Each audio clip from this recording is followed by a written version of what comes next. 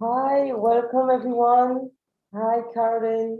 I'm Audrey from Allied Innovation. I'm the Director of Operation and Growth at Allied Innovation, and we are welcoming today Karolin, who is the chairwoman at the St. Lucia National Conservation Fund. We're here today to present and talk about the Caribbean Conservation Finance Congress 2021. Organized by the Caribbean Biodiversity Fund and the St. Lucia National Conservation Fund. So here today we are live from Guadeloupe on my side and St. Lucia on Karolin's side. So can you tell us, Karolin, how did you, end up in St. Lucia? A bit about yourself, your journey. You have such an amazing career. So please, share, all the light that you are sharing today. Hi, Audrey. Hi, Guadeloupe. Nice to be here on the panel with you. Well, I'm Karolin Troubetzkoy. I came to the Caribbean in the early 80s, and my husband and I have two resorts here. They're called Anne Chastenay and Shade Mountain in Soufrière, St. Lucia. As long as I can think, I was involved in, I would say, volunteer leadership roles with hotel and tourism associations in St. Lucia, and then also on regional basis with the Caribbean Hotel and Tourism Association. I served as president of the St. Lucia Hotel and Tourism Association for four terms. That's almost 10 years. And then in between, from 2016 to 2018, I served as the president of the Caribbean Hotel and Tourism Association. I may point out I was only the second woman to serve in a 50-year history. And amazingly, the first woman to serve as president was also from St. Lucia. Now that's a coincidence. The Apal. Yeah. No, and then you want me to explain how I ended up with the National Conservation Fund? Where, why this interest about hotel and tourism? So, well, first of all, I would like to say that our two resorts have had a very strong commitment to sustainability throughout our operations, which of course date back over 35 years. In particular, I'm really proud that we were involved in the creation of what was one of the first marine managed areas in the Caribbean, which is the Soufrière marine managed area. And we were also instrumental in creating what was called the Soufrière Development Foundation, which was, I think, the first attempt to create something that was allowing the community to participate some more in tourism. Anyway, coming back to all of these volunteer leadership positions, which were really mostly focusing on, I would say, marketing, tourism marketing. But especially during my time, first as vice president of the Caribbean Hotel and Tourism Association, and then as president of the CHTA, Caribbean Hotel and Tourism Association. I mean, I don't have to explain, you were in Guadeloupe, the area between 2016 and 2018, we've seen some of the worst disasters. I mean, yes, we had hurricanes, but now then we had Sargassum, we had Zika, and then we had the 2017 hurricanes. And even though St. Lucia was not affected, the fact that I was president at that time of a Caribbean body, an umbrella body like the CHTA, it was traumatizing. I mean, I would like to say I suffered with every island, because it was just heartbreaking to see the damage that could be done by these hurricanes. And I would say that from then on, I joke that I was a tourism marketing professional, but I turned out to become a disaster relief expert and serial fundraiser, because suddenly I saw really how terribly vulnerable we were as a region. And I really, my interest shifted from tourism marketing to really investing my volunteer time into helping the region, helping St. Lucia to become more resilient, to really work on these vulnerabilities. And so when the first opportunity I had to get involved was when I was asked in 2019 to become what is called the envoy of the Caribbean Challenge Initiative. And it interested me because, again, I mean, the Caribbean Challenge Initiative was really, I would say, one of the first Caribbean-centric initiatives to bring both governments and business leaders together to try and make a commitment of how they would want 2020 to look. What would they, the commitment was to protect as much as possible of the marine and coastal space. In this case, it was 20%. Now, of course, we haven't quite reached that, which is why we are now looking at the 2030 vision and see how we can continue the good work. And out of the Caribbean Challenge Initiative, of course, came the Biodiversity Fund and our first Caribbean Conservation Finance Congress. But back to St. Lucia, when my presidency of the Hotel Association here came to an end, I was offered the chairmanship of the National Conservation Fund, and I accepted it. I should mention also, I have no other hobbies. My work is my pleasure. You must have such a busy life. But I enjoy every moment of it, and I hope whatever I can contribute will make a difference. So, and how do you make a difference, with your position today? We talked about resilience and how, we face catastrophes, nature. So what are the lessons learned from that period, 2016 to 2018? Have you, changed a bit the strategy, with all, and now the COVID? So what can we do, to make a change in that area? Well, I think I would have loved to say that we have come a long way since the hurricanes, but I think we're still as vulnerable perhaps as we were in 2017. So I think that we know what the vision of the future should be. We understand that we have to mitigate the effects of climate change. We understand also that, the protection of the environment, the protection of the marine and coastal environment is critical for our resilience building and survival. But what I have noticed in myself with all these different roles I have played, there is endless goodwill out there. There is a lot of good, I would say, documents that have been produced, like, for example, the UNWTO speaks to the One Planet vision, the recovery for the people, for the planet, for prosperity.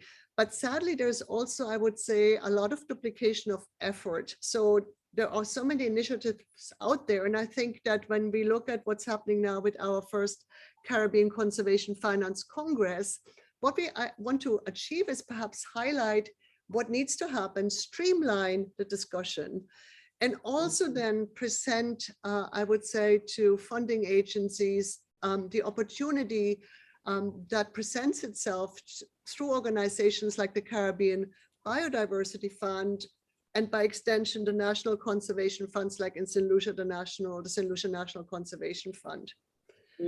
So what I want to get out of it also is that these conservation funds need to have more visibility. I mean, you don't want a funding agency to come to the Caribbean and say, and start from scratch again, because here we have created this beautiful framework of conservation funds. Let these funds fulfill their destiny, their purpose. And so if you want to help the Caribbean to become more resilient, use these funds as the platform from which you will work from. And I think that for me, these conservation funds need to have more visibility. And also, they are fairly young. I mean, for example, the St. Lucia National Conservation Fund was only incorporated in 2019. So I would say we started out and we have certainly come a long way. But I think that as we mature, there's also an opportunity for us to say, well, we have, called out for businesses to apply for grants coming through our fund, but we can also create our own projects and look at maybe some of the bigger picture items and then see how we can find the funding for it. So I think there's tremendous opportunities through this network. And that's why I'm really, really excited come July 6 to 8 that we have this first Congress where perhaps we can also highlight the funds, highlight the Caribbean Biodiversity Fund and get some interest from donors that are perhaps not aware of these opportunities. That's again, and so we talked about the Congress. So we will talk, maybe the audience might would like to understand who who is interested, who can be interested in, providing solution for St. Lucia, what is needed in St. Lucia, for example, right now, or the funds are for who is the ecosystem, what are the needs, who are the stakeholders in that, that great dynamic today, what are the needs? Okay, well, when we look at who are the stakeholders, I think, again, you have brought up a very interesting point, because there are so many stakeholders. And so when we look at shifting the needle forward, and we don't want to reinvent the wheel every 5 minutes, then we have to try and pull all these stakeholders together. And so the National Conservation Funds, but also ministries of tourism. So both public-private sector have to be pulled together to try and play a part in identifying the strategy. And I mean, there's plenty of papers, don't get me wrong. I mean, we need to virtually take what I would call highly academic papers and try to bring it down to the practical side of it, and what is the low-hanging fruit? What can we implement together? What should we focus on to try and shift the needle? When you ask me who is the target audience for what we're doing with this Congress, I mean, I think that, first of all, it's not limited to anyone. Anyone listening today can participate in this Congress. But obviously, we are also looking for opportunities to find new development partners, have maybe conservation trust funds listening in from other regions, or even Caribbean islands that so far haven't gotten involved with the Caribbean Biodiversity Fund. And as we highlight best practices, or as we perhaps also highlight the opportunities out there, create dynamics, create new partners, and also find hopefully more funding agencies that are willing to come forward and help us as we try to create a more resilient future for the Caribbean. Okay, that's great. That's amazing. And so can you, so what is the role of the Caribbean Biodiversity Fund in all of this? Okay, so let me basically say, I mentioned already the Caribbean Challenge Initiative, which was an initiative that goes back. It was launched in 2008. And then most importantly, I think it was 2013 that there was what was called a Leaders Declaration signed. That was sort of this commitment to trying and protect 20% of the marine and coastal environment by 2020. Out of all of this came the establishment of the Caribbean Biodiversity Fund. And I really consider this a big success story. And the fund was established in 2012. And as I said, was the result of this Caribbean Challenge Initiative. The Caribbean Biodiversity Fund is a regional environmental fund. And it is basically, the mission is to ensure continuous funding for conservation and sustainable development in the Caribbean. And there's two parts to it. The Caribbean Biodiversity Fund has two programs. One is basically the Conservation Finance Program, which is anchored by an endowment fund of approximately $80 million.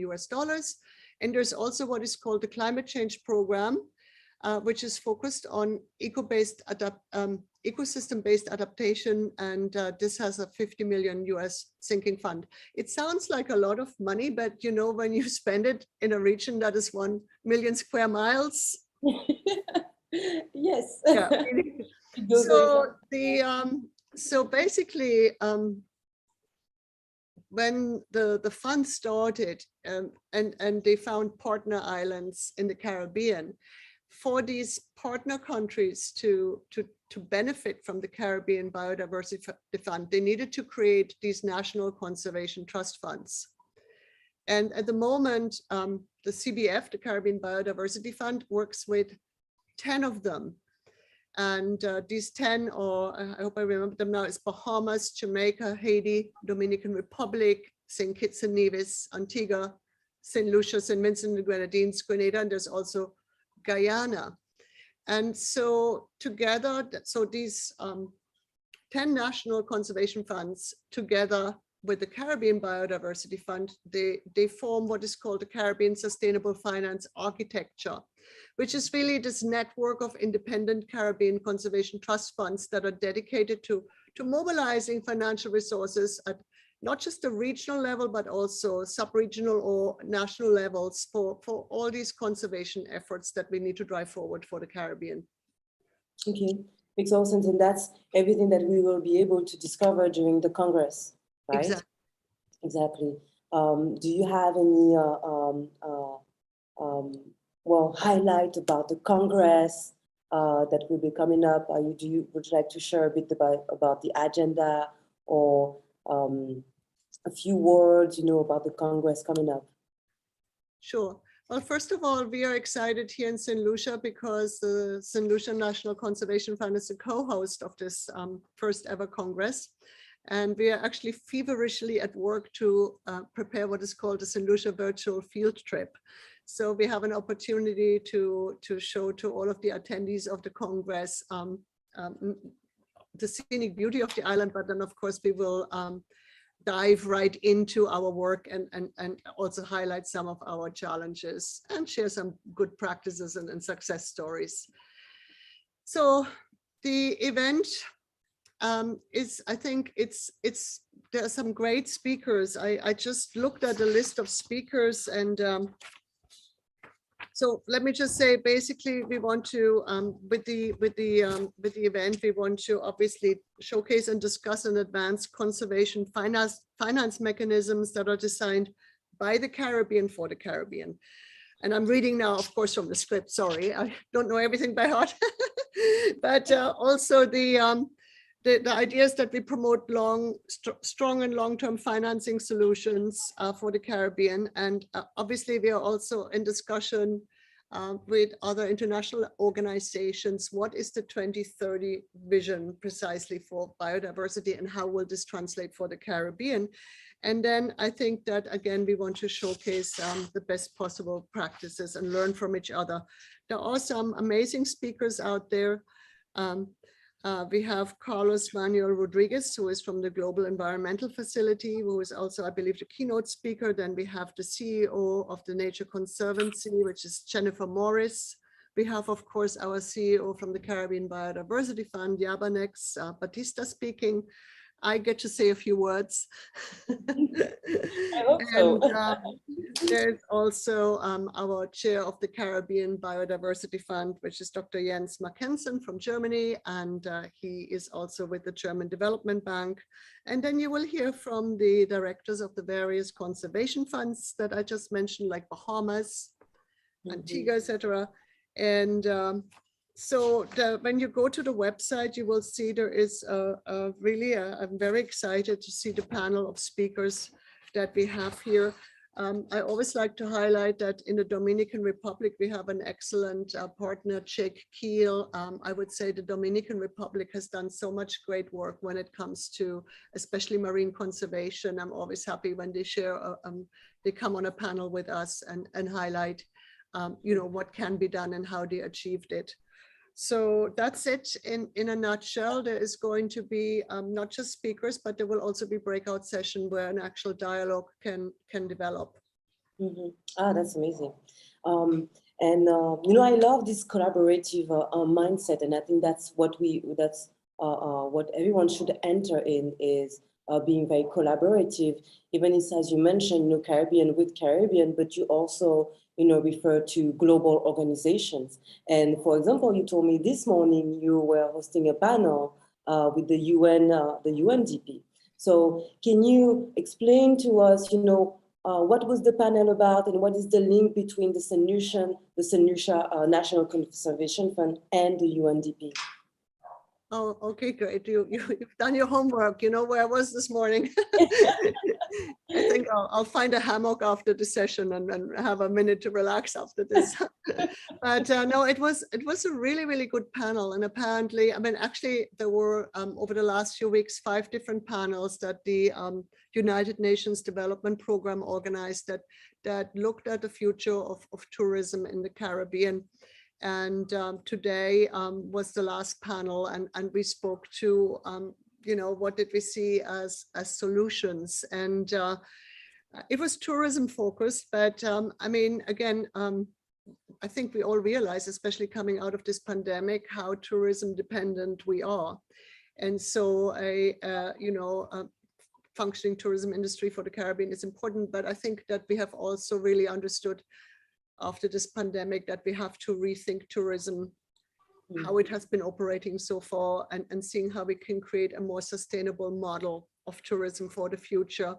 And so the different panelists, which included someone from the International Institute of Tourism from the George Washington University, Selene Matthews, and also Maria Fowle, who is with the tourism department of the Organization of Eastern Caribbean States.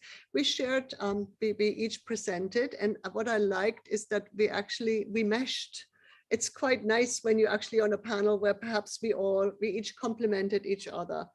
And the National Conservation Funds came up there because, again, in what I said in the beginning, this need that we draw together all the players that have a role to play in driving forward our biodiversity, our sustainability, our conservation agenda. We need to find a way to talk to each other, to streamline, so that we can be more effective as we try to find these implementable solutions. Do you have an example of these new solutions that is emerging these days, especially after COVID situation in the tourism industry, for example? Yeah. I think we all want solutions, but I mean, we know what the solutions could be. So for example, when we look at the marine managed areas and coastal environments, I mean, we have to find sustainable funding mechanisms. That's again what the Congress will speak to. Sustainable in this instance means that there are some marine managed areas, but if I can speak really from practical purpose, like, so you come with your sailboat in a marine managed area. How do you now make a contribution? Somebody with a boat might pull up next to you and say, hey, I represent a marine managed area.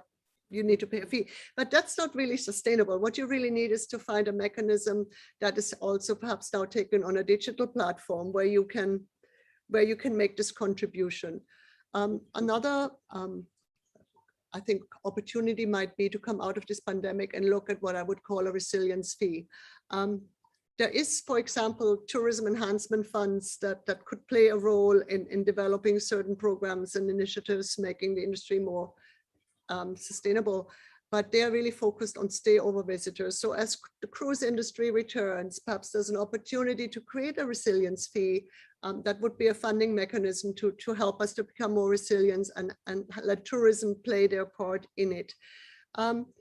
Other than that, I mean, we have a lot of big ticket items that I call them that we need to find solutions for in the Caribbean, and that cannot happen by the private sector alone. And they have to be addressed, whether it's our water management, wastewater management, how the quality of our recreational water, coral reef restorations. I mean, we have, obviously seen dramatic reef deterioration from so many different events, whether it's hurricanes, global warming, but also stony coral disease, for example. So there are many such areas that need to be fine-tuned and a solution found. The mangroves, creating healthy oceans for our fisher folks. They are so important. Today is St. Lucia Fisherman Feast today. So I'm thinking of our fishermen today for sure. And so I think that, again, we realize we want to avoid duplication of effort and find a way where we all sit together and really discuss the next steps. I mean, obviously coming out of the pandemic, we've gone a big step backwards with our reduction of plastic. It's embarrassing, I have to say. But again, the protocols called for the introduction again of single-use plastics, and that's not what we want. So we need to now find a way to reduce the plastics, which is so important for the Caribbean, and really look at the whole recycling the process, but also find a way of dealing with the whole waste management system. Ah, okay, makes all sense. Well, thank you so much, Karolin, for your time today. Absolutely. Great knowledge. The Congress is next week. And if we would like to contact you, how can we do this? Can we contact you on LinkedIn, or how You can can contact me on LinkedIn, and I hope I didn't speak too much, but I get excited when I have a chance to speak No, about it. That's great. So LinkedIn is a good way to contact me. And as I said, the Congress is open to everyone. The dates are July 6 to 8. And the website is, Audrey, help me out here, because correct, you will put it in the chat or something. Yes, So yeah, it's a long name. It's a long name. All right. We'll give all the information, and we'll continue to communicate on this. Fantastic. There it is. Caribbean Conservation thank Finance you. Award. Okay, very nice meeting you. Thank you so much, Karolin. Bye. Bye.